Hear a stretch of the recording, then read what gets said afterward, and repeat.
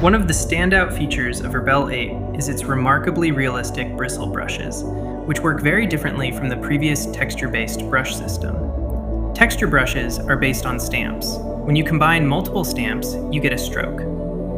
Then, some brushes smudge the stamps to make the stroke smoother.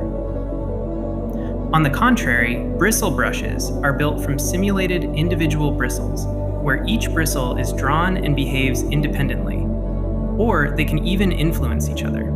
This is a next-gen brush made of individual digital bristles. Each brush stroke feels unique, forming tiny ridges and subtle hue shifts that mimic the texture and depth of real oil paint. The impasto gets impressively thick, introducing a next level of depth to your work. The result is a major leap forward in simulating the physical qualities of traditional painting tools, allowing artists to enjoy more realistic brushwork in their digital art. Rebelle 8 Pro comes with predefined bristle brushes as part of the package, and you can customize them or create your own through the powerful Brush Creator.